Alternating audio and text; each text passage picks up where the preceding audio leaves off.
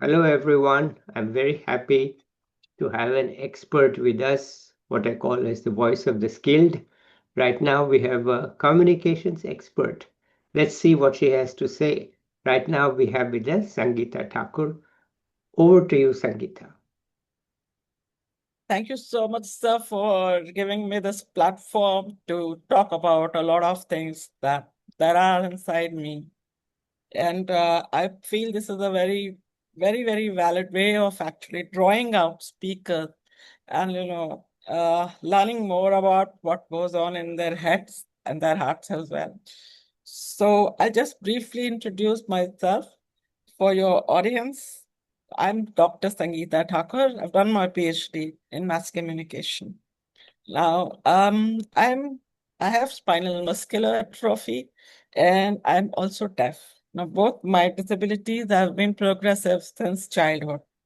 I have an elder brother who also has SMA, but he is not deaf. So, and I have two elder siblings, my sisters, those who have no disability. So I'm coming from a very hardworking middle class background in India. And my father and my mother both have been very progressive in their outlook.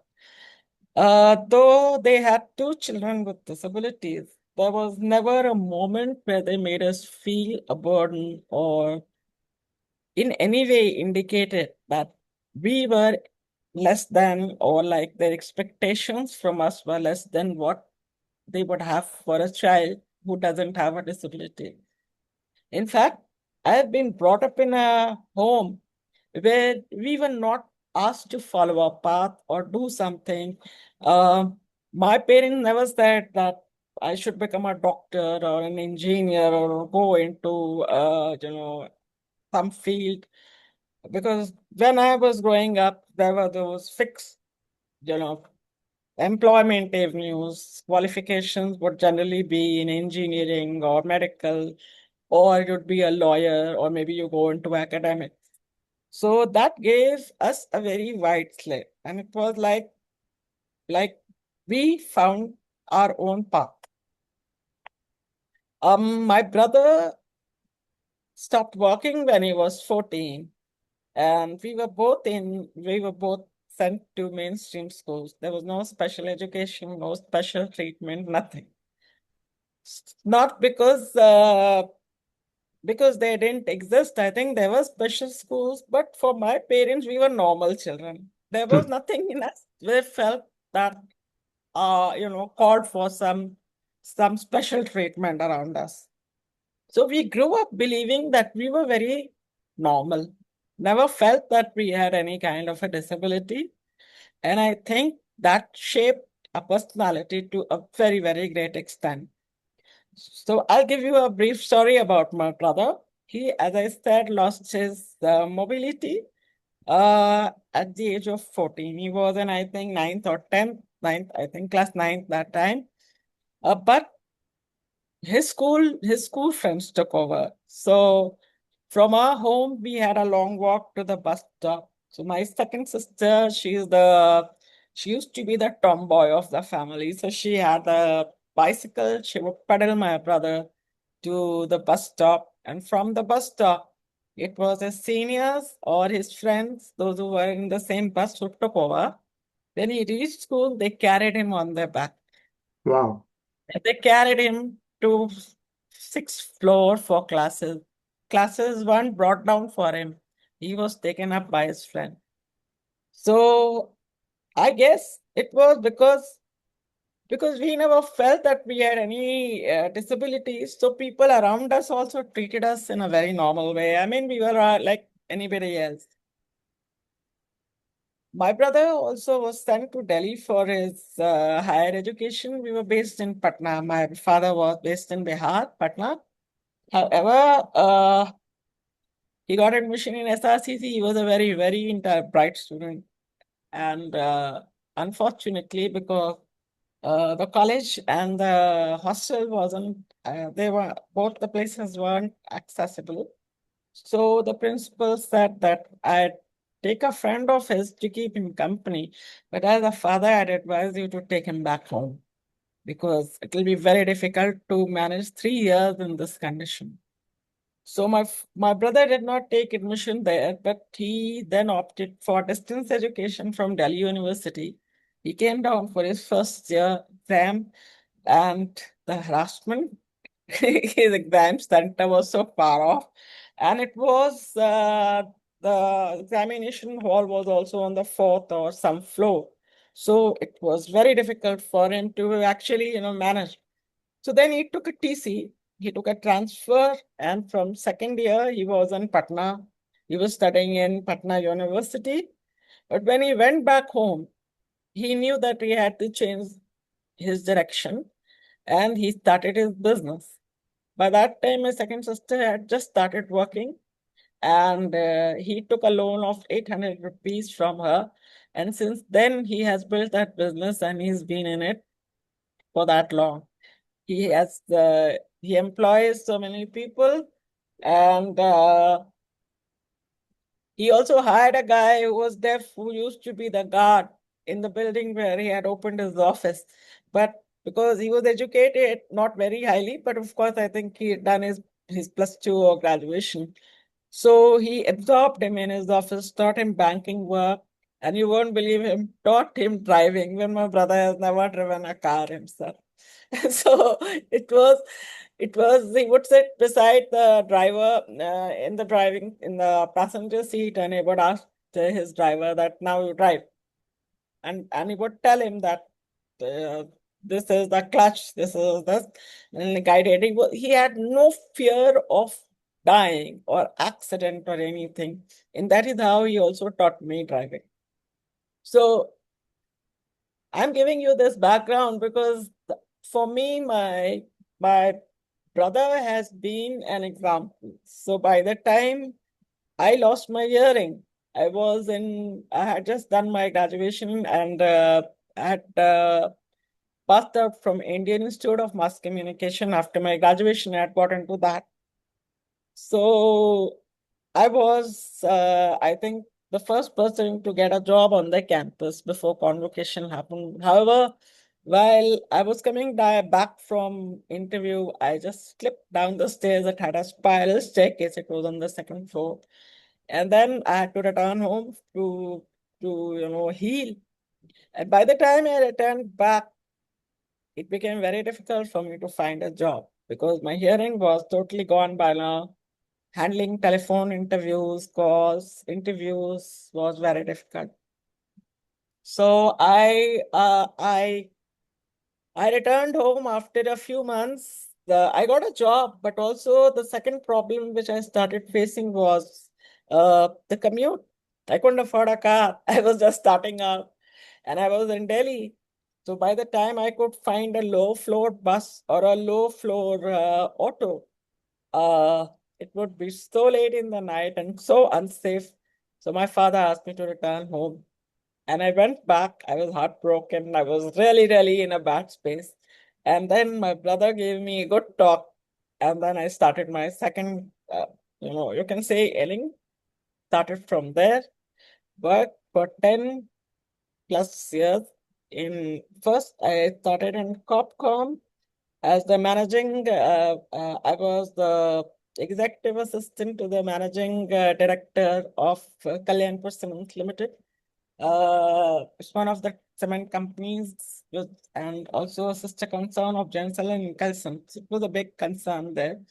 So I started out there, and they were undergoing a World Bank, funded expansion and modernization project. So that gave me a lot of exposure. And I worked there for 2 years, but then my boss was retiring, and I'd have to then shift to the chairman's office, and it would require a lot of traveling with him across the globe. So he advised that I should, explore media because I write very well. He used to write like my writing. He made me rewrite the entire company manual for him. So, uh, and so I transitioned to media and became a journalist where I spent about 11 years. And you won't believe it, my childhood dream was to become a journalist. So it was like I came back home I had my friends around me. If you know Bihar, then you know that all Bihari students would try for UPSC. So my friend's parent, my mother was an in a bureaucrat. She was after me that I must also try for UPSC. But I told her that I want to be a journalist. I was kind of activist at heart, was uh, in the student council and all, always taking up the cudgels and getting into the wrong side of the management. So that was my background, which brought me into journalism, and I really enjoyed working there. Broke a lot of stories. Started working on development journalism, and was included in the first directory of development journalists brought out by the Press Institute of India. So worked in the disability sector that time, was associated with the Rehabilitation Council of India as their media representative for the East, and did a lot of sensitization awareness, attended a lot of conferences, booked a story on the scam in disability certificate at the civil surgeon's office in Bihar. So all these things I was busy with, and I didn't I didn't actually mind being with my disabilities kind of didn't bother me because my work was what was seen by my boss and my people around me. Uh, they recognize that I can do very well. So initially I was when I joined after a couple of weeks, I was made in charge of the feature section. And after that, I worked there for a couple of years, and then I told my boss that I want to work on the desk in the mainstream media. And that time, no women were working on the desk. They used to work in the morning shift. So initially, he said, you start with the morning shift. After some time, I said, I'm bored. I just doing that AFP copies and just changing the headlines is not what I want to do in journalism. Mhm. Uh, uh, I asked him to put me in the evening shift, night shift. So there were no women that time. So that was a taboo I was breaking. But he supported me, arranged for a vehicle for my drop back home. So I started there. And then eventually we were computerized. And I was part of the team that helped the entire organization, train the desk people, editors into Quark Express and all the software that we used for making the newspaper. So that was that.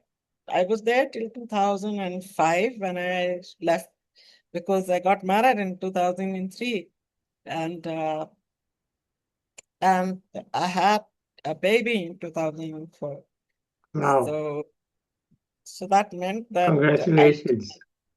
yeah. So I lost my mobility totally while I was carrying the child because I was putting on weight and all, and I started falling. So it was very dangerous for both of us. So I had to be in bed rest. But by the time I delivered my baby, I had actually stopped working because I had to take a spinal anesthesia, and it kind of screwed up my mobility totally. And I I then did very vigorous physiotherapy because I was determined to get back to work, not so much uh, because I realized then that I cannot be a good mother. I mean, I cannot be a full-time mom or a full-time wife because I felt more disabled at home than I didn't feel disabled in office because in office it was my talent which was recognized. At home, I required to be more physically active, which I couldn't do. So that meant I would have to have all the support staff. I couldn't even hold my baby in my hand. I couldn't lift her. So for me, it was very important to get back to work and get back my life because I realized that if I am happy and I know that my work gave me the validation and happiness, So if I get that, then only can I give a happy life to my child. Otherwise, I'll be so frustrated and unhappy. I'll make everybody's life very, very uncomfortable and unhappy. So I had a love marriage, and it was kind of unexpected. I had already decided I'm not going to marry anybody. But then I met my husband, who also had joined after me, and we were very good friends. We were, in fact, a bunch of young people who were very close to each other and were good friends. And then we eventually decided to get married. Of course, it wasn't easy, mm, because, as you know, nobody would want to marry a person with disability, especially in India. My in-laws also had their objections in place. However, my husband was certain. He said, if I don't marry her, I'm not going to marry anyone else. Hmm. So that brought them down to each, and we finally got married. So we have been married for 22 years now. And my in-laws also have been very kind, and they are now very proud of me because because they have found that I'm kind of better than most women. They see most bahus they see around them, and they are very proud of my accomplishments. The fact that I did my PhD so late, they like the fact that I have a very strong will and I'm very determined, and uh, and and so we have now. I mean, my daughter is 21, so now we are all a very close-knit family. And now, like, I stopped working in 2014. So they have accepted that also. In fact, the concern has always been that I should be, you know, getting all the care. There was a time when after my daughter, I stopped working and I got pregnant again a second time. So I had to go an abortion because they were afraid that if a second child is also born and I lose my mobility, then I'm going to become a burden on this one. So I had to go for an abortion that time. But we have come a long way from that point, and I don't blame them because my husband is the only son. He has a younger sister, but their concern was that maybe I'd not be able to have a child, or maybe my child would have a disability. So they had all those concerns, which are very valid. Before getting married, I had to ensure that I'm not going to be a carrier, otherwise, I would have said no. So I had my DNA test done, and that I wasn't a carrier. So I said yes to marrying my husband. And then when I conceived, I went for a fetal test because, to be very frank, sir, I am a person with multiple disabilities, but I don't want to bring another person with disability in this world, which is not ready. It's not ready for people with disability. It's so bad that my daughter ended up with a huge depression because she was bullied in school as a child. Not because she has any disability, because her mother is a disabled person. So there were seniors who would tease her that her mother is a beggar because I used to come to a school on a wheelchair. So so she was too young. She was I think in nursery and one when all this bullying and teasing started in school. So we didn't realize it because she was very normal at home. However, in class 8, her depression was pretty obvious because we changed her school for the second time. First time we took her out from that school. After in class 5, we took her out. It's modern school. She was in modern school. So more junior modern school in Mayu Road. She would be going to Barakhamba Road Senior School, but before she could go there, we took her out because we were not happy with the kind of bullying that was happening with her and the kind of things that she used to come mm, back home with. mm, So we also needed day boarding for her because I was also working, though I left media and my husband continued in media, but we had between us a kind of system that I had worked from 9 to whatever 6, 7, and he'd do the night shift. So for my daughter's growing years, we were working like that. I left Patna in 2005. I left my job because my family had shifted out and I didn't have a support system. So I shifted out to Ranchi, but from there, where my in-laws are there, but there I was again, I didn't have any work. It's a small town. So I left Ranchi in 2006, 7 and came to Delhi where my parents were. And I took up a job here. And then my husband also came out after some time. And by when we were getting married, we had decided we will not work in the same company. So I had continued in the media, print media, and he had joined, television, electronic media. So we both came to Delhi. I then opted for corporate sector again, and he started working in the electronic sector, electronic media. So we used to balance this way, though my parents were also there, but I wasn't very comfortable leaving my daughter with a maid full time. So this is how we managed to bring the daughter up.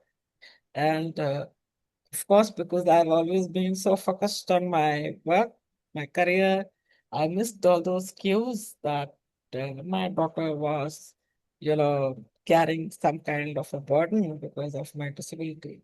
So as I told you, we again changed her school in class 9 because we changed her board. She was an IB board, but then we decided to put her in CBSE board because she wasn't interested in going abroad for after +2. So we thought that it's better to get her into Indian board. It will be easier for her to get admission in Delhi University.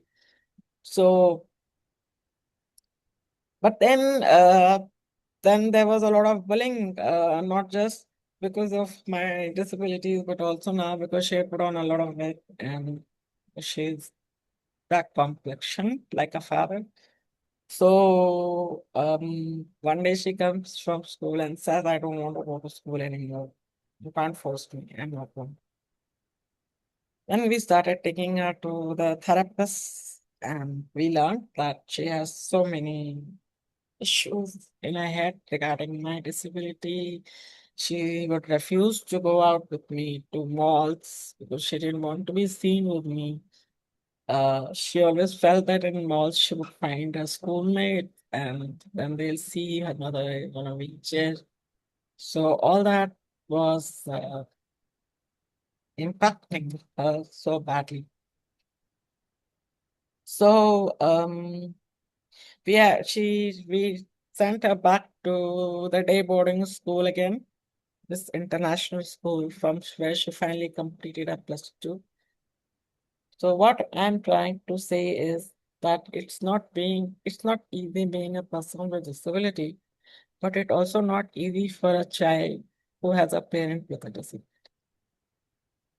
So we are in a we are in a world which is not ready, which is not absolutely not ready to handle a kind of disability, disabled people. Forget about accessibility. Forget about um, you know, infrastructure or digital accessibility.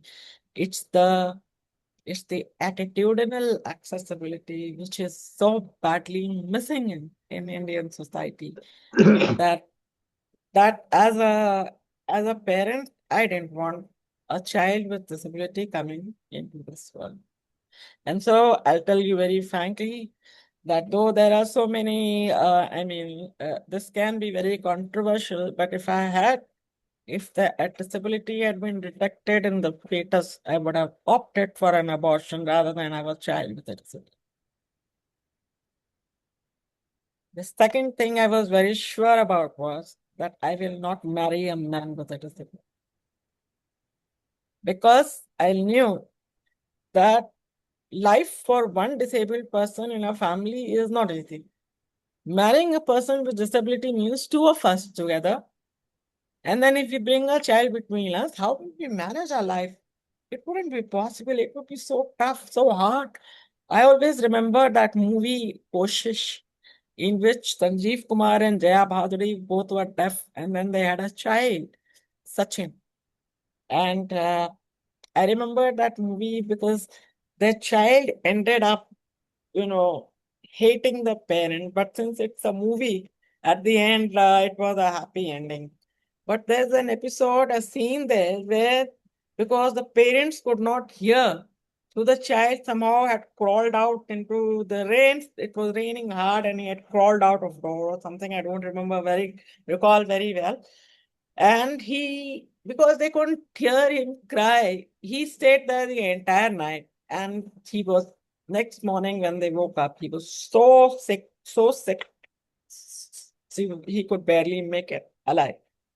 So that was a very, very realistic depiction of life of couples with disability. And I didn't want that for myself. I didn't want being dragged. I had like my upbringing had been such that with all my disabilities, I was better than the best in my company. I mean, editors from Delhi would come down. I was working with Hindustan Times. Shobana Bhatia, the owner, would come down, and my editors would push me in front as the star employee. They would talk about how great I was and all that. I didn't want to be dragged from my ambitions, my aspirations by another person with a disability. So I had decided I will not marry. If I am not able to get someone who doesn't have a disability to marry me, I'd rather stay unmarried and be happy in my own space with my own family than, just marry somebody with a disability for the sake of getting married. There were people, very kind advisors, family friends, who told not my father, but my mother, that you should marry her to someone with a disability. And regarding my brother, they would say, marry her to some poor family, girl from a poor family.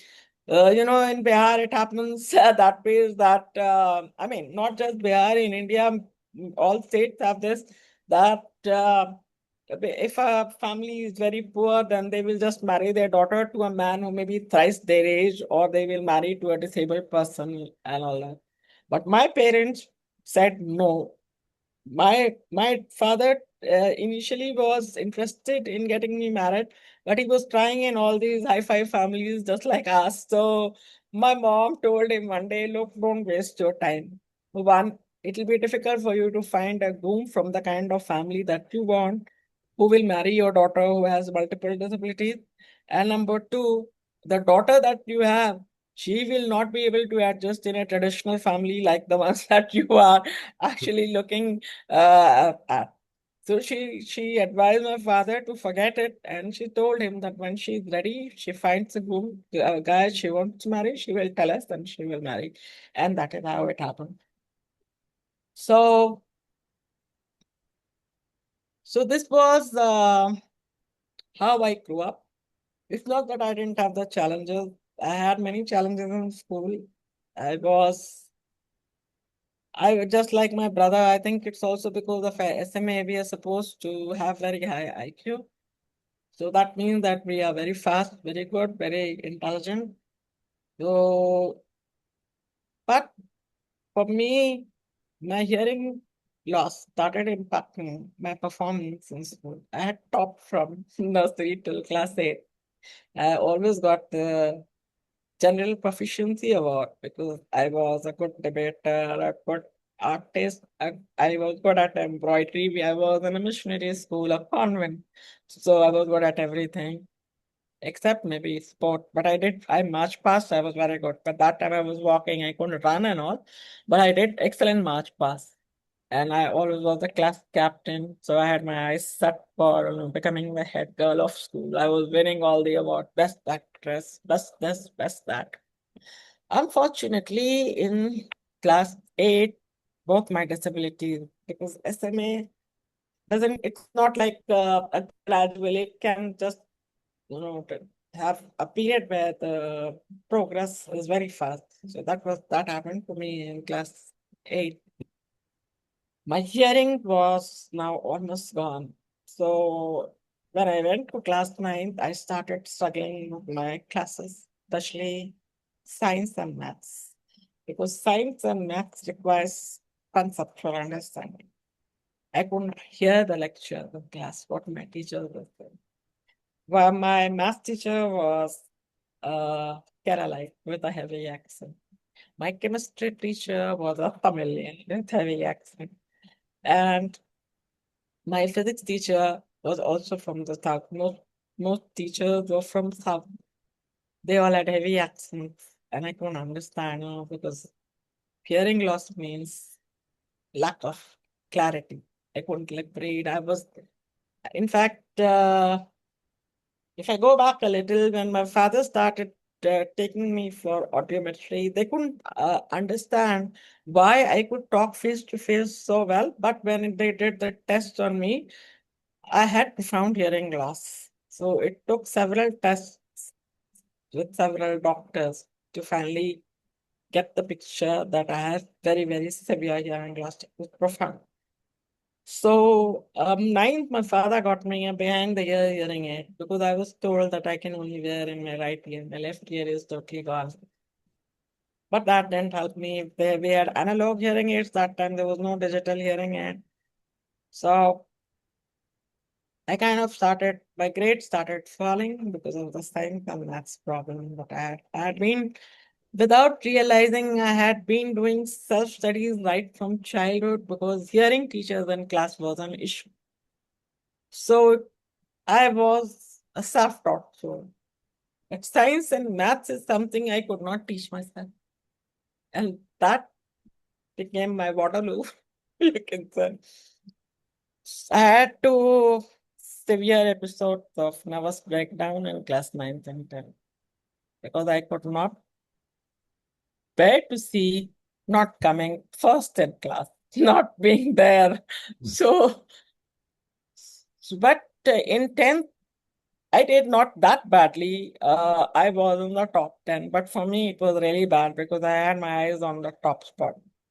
Also, with my advancing disability, my school decided not to nominate me for in class 9th for we had vice captains post, and then in 10th I was not nominated for the head girl post.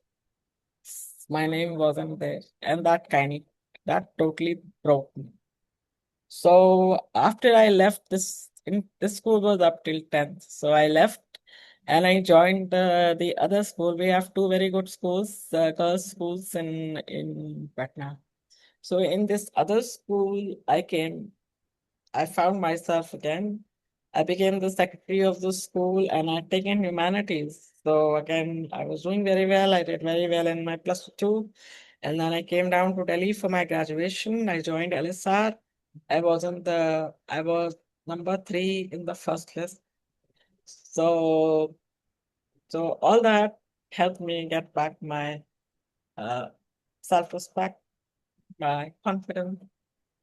But by now, I could not participate in all the extracurriculars because my hearing was totally gone. So I passed out from LSR. I didn't have a plan. Like I told you, my parents never guided us to do this or do that. They left us to decide what we wanted. So it was my local guardian's daughter who happened to be my childhood friend. So she was filling up her forms for IIMC and also for JNU. So she filled up my forms and signed it on my behalf, and everything was done by her. And I sat for entrance exams of JNU and IMC. I cleared both. So I opted for IMC because it was just a 1 year course. My dad would have ideally liked me to go into JNU finally. However, my brother persuaded him to let me do this course because it's a very prestigious course. There are just 25 seats from across India and 30% reservation. So that means the general category candidates can only be 19 in a class of 25 or whatever. I mean, we had a very small class, very small batch. It was very, very elite that time. So I did that course, and then, as I told you, I got a job, couldn't pick it up, finally came back, tried my luck, had a bad time commuting and all, mm, returned home, mm, then I made my career in Patna, and then after working there, I shifted out back to Delhi. mm, Then I again had problems getting a job. So this time I could afford a car. I had the money, I had earned enough. And my brother had good network. When I had gone back to Patna, it was my sister's network which helped me to get a job. I have never ever got a job through the normal channel, that is interview, application, this, that. It's always been through networks. Networks who realized my work, and then they called me for an interview, and I gave an interview where they sat through the interview and told the panel that I was deaf, so I may not be able to answer the question. And I used to say the same thing before the interview started. So I got first I got into one B2B media company, which I left after 6 months, and then I joined a public relations organization, which was actually founded by one of top PR, Doini, call her. So she had founded this company herself. So I started working there. And after that, I joined Delhi government. They had a very beautiful program for urban poverty alleviation. So I joined that program as a communications head. And in PR, I was working as the communications and media strategist. And then I joined the government, Delhi government, worked as communications head there. I'm very proud that all the communication, the PPT and all that I worked on was taken to Malta by my boss, and we finally got CAPAM Gold Award for the program. So I know that I contributed a large chunk to that. And then we also did, I launched the newsletter, and this was a pet project of Sheila Dixit, late Sheila Dixit. So I had a good time there. And then I shifted out from that place and I joined a B2B company. This was totally purely commercial business media, where I continued for 12 years as the group editor and managing editor. I handled a lot of client uh, products. We had a wing called custom publications and projects. So I was looking after, I also was pitching, I was into new business development. So I used to prepare all the pitch, go and make the pitch. So we got IBEF, then Microsoft had one magazine called Perspective, then something with the Amway, and also it was a partnership between Amway and you know uh, this is the Direct Selling Association plus Department of Consumer Affairs. So I did a lot of work for 12 years. I was very, very, very busy and happy. But then in 2019, I had a brain hemorrhage. Not very bad, but it was a bleed. It was subarachnoid hemorrhage. So, brought on by the fact that my father passed away in 2018. And in 2019, uh, In 2019, on the day of his birthday, I had a brain hemorrhage. And he passed away on my wedding anniversary in 2008. So I was very, very emotionally attached with my father. So I felt that somehow I had lost the anchor in my life.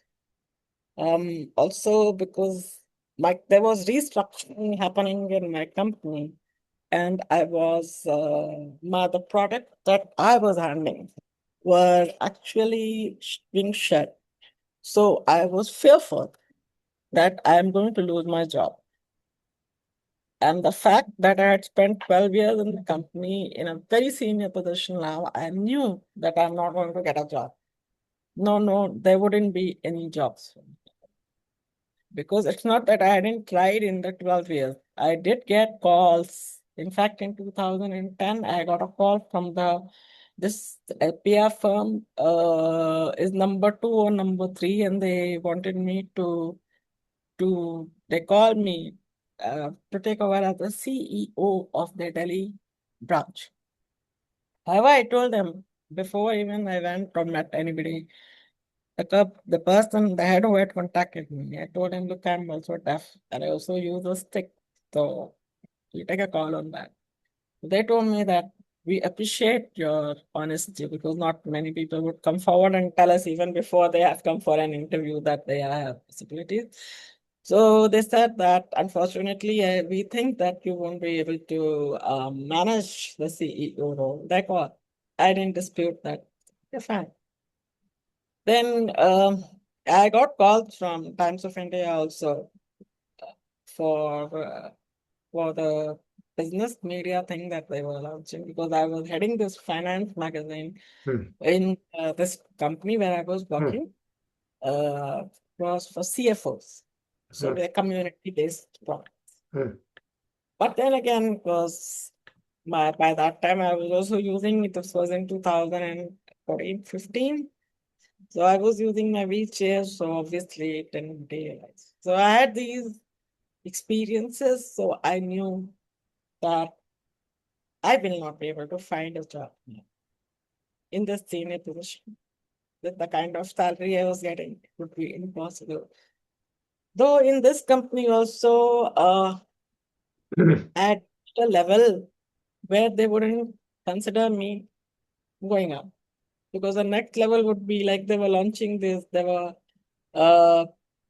they were now more focused on their education wing, the business education. Hmm. So they were helping set up new universities.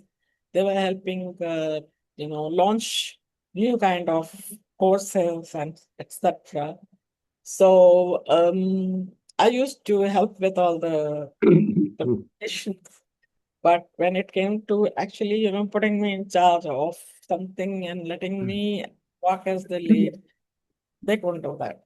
Hmm. Even they did not have that kind of a confidence in me, Hmm. despite the fact that I had brought them so much of business. Hmm. And I had been working for so long. So I knew that my options were so limited. So I had this brain hemorrhage in 2019. And again, I couldn't walk after I was in ICU just for 5 days, but somehow it impacted a lot, put on a lot of weight, couldn't even walk anymore and all that. So then the lockdowns happened consecutively. So I was at home, grounded, working online. So my daughter suggested that, Mom, why don't you start blogging on Instagram? And she opened my account and all, and I started writing about disabilities. I love to wear saris, been wearing saris as workwear for 22 years, you can say.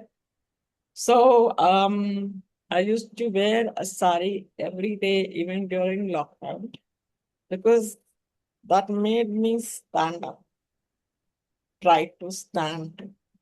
And I would stand initially for 2, 3 minutes, then for pleats and all, I had to sit on bed. And then with the help of my domestic help, I would tuck it in and somehow wear a sari. Then we click a picture. I write about disability, general things about my life and all that. And you won't believe it. My blog became very popular, and I actually got a following of around 18,000, 18K.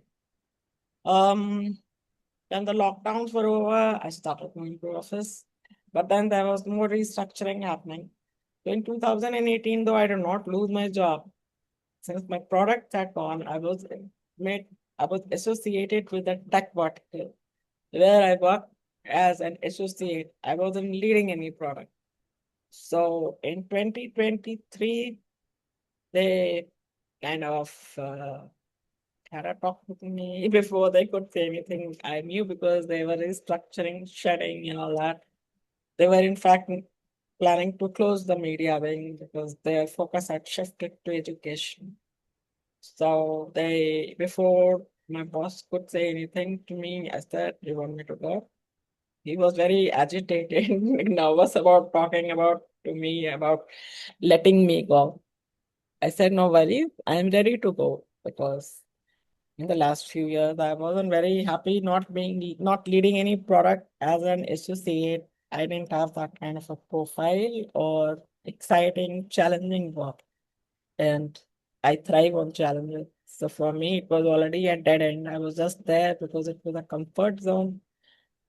I'd also had undergone two haircuts. 40% of my salary had been cut in 2018, and then another 25% in 2021, 22 in the lockdown period. Does that have companies not doing well?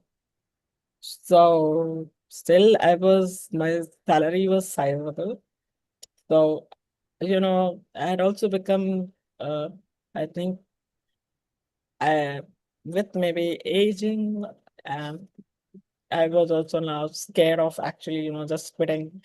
When I was younger, I would just quit. Like I quit after 6 months. I quit PR firm in 2 years. Then I quit the government job in another 2 years without a second glance at anything, without thinking about stability or not getting a job. Though every company I quit, they tried to stop me, but I quit over over something which I could not stand.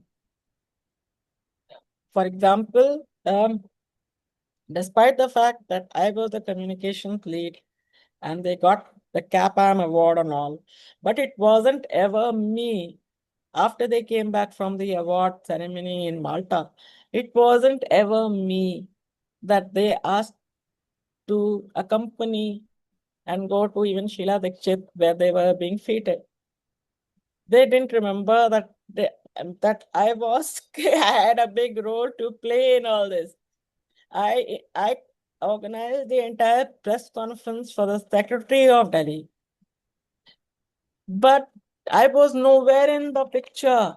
I was like they just were so calmly using me as a backend person who would do all the donkey's work. I didn't like that. So I told my boss, who was that time with me, she had completed 3 years, so they have to change. She had gone. The next boss, when I resigned, she was traveling. She asked the deputy to hold back my resignation and said that unless I talk to her, don't let her go. When she came back after 15 days, we had a chat, and I told her that this is not acceptable to me. I like to take credit for my work, and I don't think I'm wrong about that. If I'm doing good work, I want the credit for it. Why should someone else be taking the credit for my work? So she was very nice, but I told her, ma'am, this scenario is not going to change in your organization, government organization. So I'd rather go and work where my work will be seen and appreciated, and where I'll get credit for my work. So I came out from the government place. In this organization, initially, they did not count me as a person who should also be included in all these offsites and all that. And my team of young girls, they used to feel so offended on my behalf, but I was used to it by now. But then, little by little, all that changed. I told you I became client facing and I started working with the clients also. They recognize my work.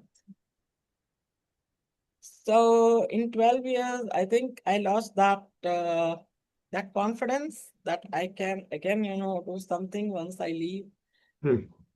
Um, but I left because I had promised my father before he passed away that I'd do my PhD, and I'd taken admission in PhD in 2017.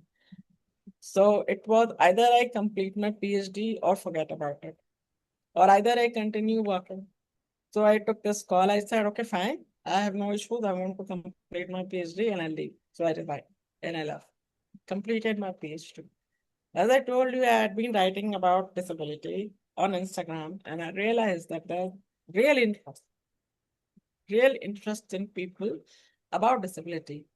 They wanted to know a lot of questions, lots of comments, everything would come. Hmm. So while I was studying, writing my thesis in 2023, I was approached by one company who were trying to establish their startup in the disability space. They had seen my videos and etc. and they got in touch with me. So I joined them as a co-founder and I helped them establish the company. But I left in 5 months because it was impacting my PhD thesis writing.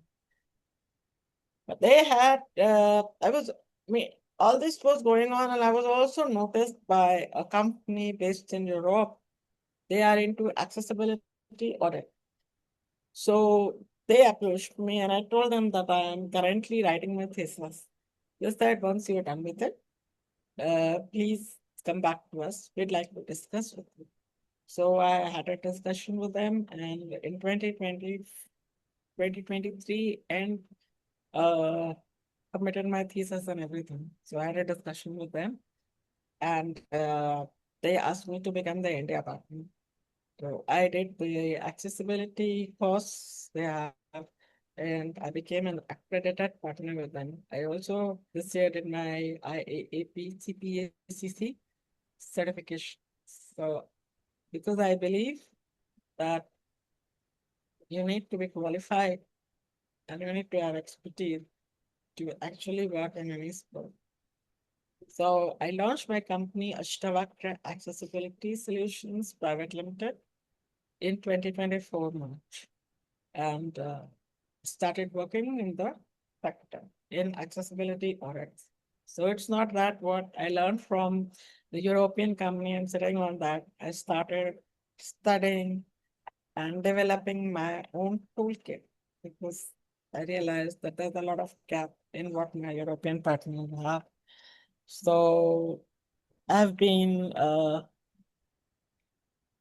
like researching and working on my own toolkits, and I'm working on prepare on a platform. I have a platform idea where I feel that audits can be done uh, with AI, and it can also become uh, a platform where I can generate employment for people with disability.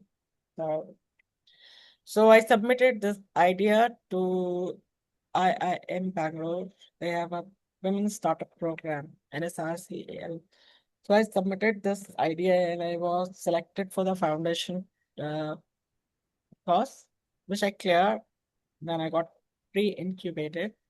So I just submitted my pre-incubation everything. So now let's see if I get selected for incubation or not. So work-wise, India is very slow. Implementation is a very sorry picture. So for example, like you have digital accessibility audit and you have built environment audit. As far as digital is concerned, it's picking up because there's a very active group of lawyers practicing the Supreme Court, and they are like they're visually challenged. visual disability. So they have been filing all these cases against platforms like Zomato, Swiggy, that bringing to the notice of CCPD and Supreme Court about the lack of digital accessibility in most websites and platforms. So, despite the fact that the government of India launched the Accessible India campaign in 2015, and on the back of it, we got the RPWD Act 2016, which is a really progressive piece of legislation in the global south, you can say.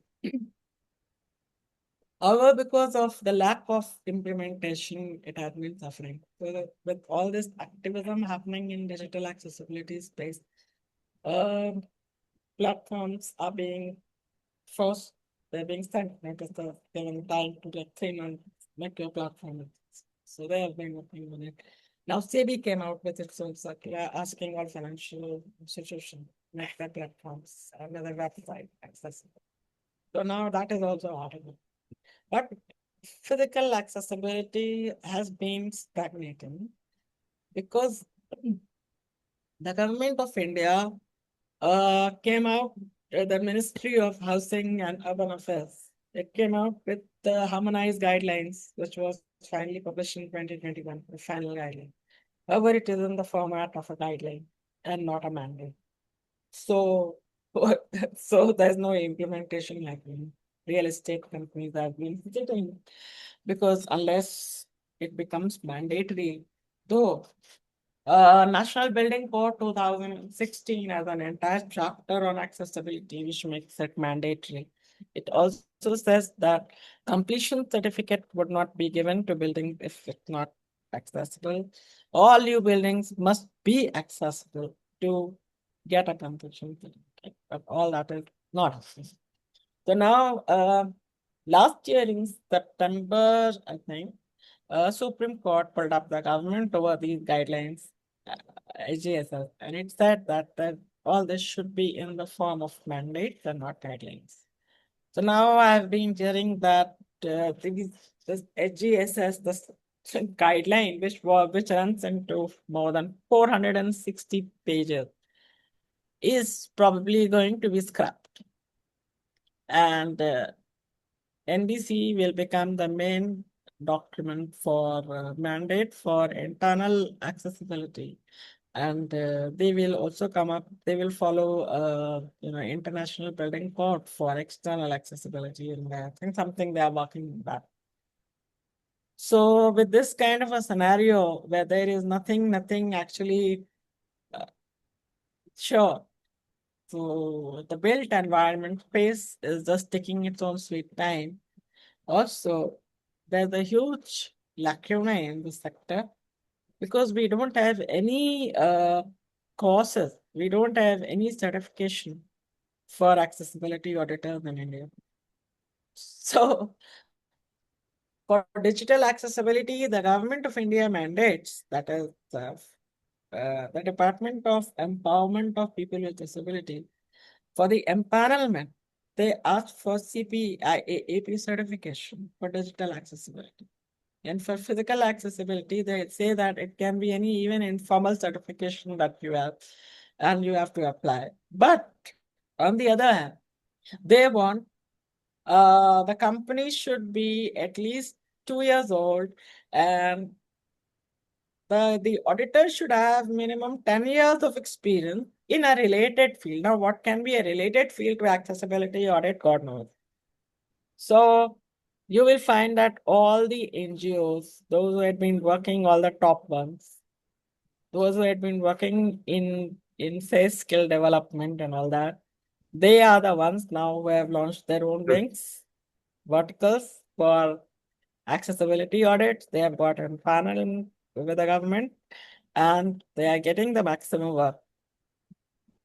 Meanwhile, startups like us, those who are actually very professional in our approach, so we have to wait for empanelment. First, we need to complete 2 years. We need to have a certain return to show that we are financially viable. we have to have 10 years of experience. I don't know how, if your law is going to complete 10 years next year. How can you expect people to have 10 years of experience in disability accessibility audits? That's something which I'm not able to wrap my head around. And the activist in me also likes to call out all this, but I'm trying to curb that activism because my husband advises me that you can either be an entrepreneur or you can be an activist. Now you're no longer a journalist or an activist, so don't poke if you But want to work in. Dr. Thakur, I mean, I'd love to listen to you for another hour, but I have another meeting coming up.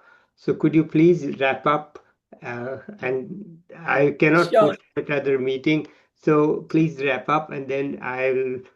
It's too fascinating, too overwhelming, too overpowering what you're saying. But unfortunately, I do have another meeting. So please wrap up. Sure, no problems. So to wrap up, currently I'm working in this space, and I have my lived experience, I have my expertise, and I've also got recognition now as an expert in this space.